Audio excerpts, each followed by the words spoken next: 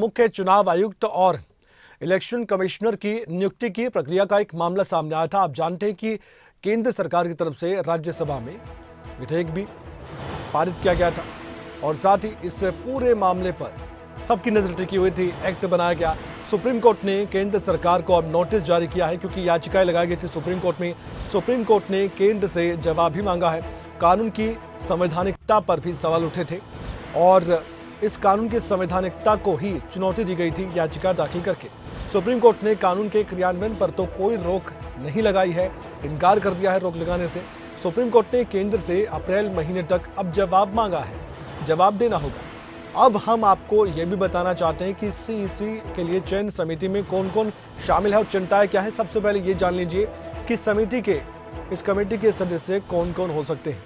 सबसे पहले हम आपको बताना चाहते हैं कि अध्यक्ष के रूप में प्रधानमंत्री होते हैं। जी हाँ, जो एक्ट बना है उसके बाद क्या इसमें बदलाव हुए वो आपके सामने जानकारी है।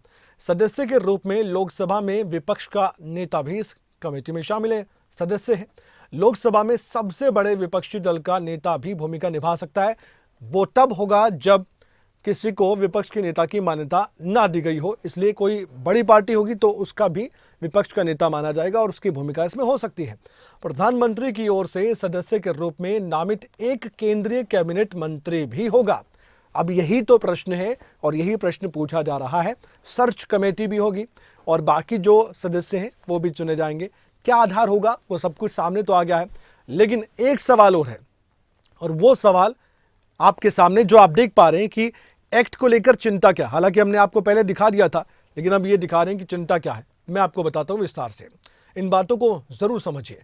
दरअसल 3 सदस्यीय समिति में प्रधानमंत्री हैं, आपने अभी सुना हमारी जुबानी, और एक केंद्रीय कैबिनेट मंत्री भी होगा जो कि प्रधानमंत्री चुनेंगे।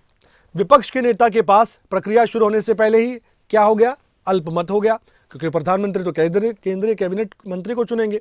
अब उनके पास ये शक्ति, अब ये जो बैलेंस है पावर का, ये नहीं हो पा रहा है। ये सवाल उठ रहा है कि समिति के भीतर ही जो पावर बैलेंस है उस पर सवाल उठ रहा है। चयन प्रक्रिया में स्वतंत्रता सुनिश्चित ना होने का आरोप है और कार्यपालिका के पक्ष में चयन प्रक्रिया के झुकाव का भी आरोप है। ये चिंताएं हैं इस एक्ट के बाद और इसलिए सुप्रीम कोर्ट का दरवाजा खटखटाया गया है।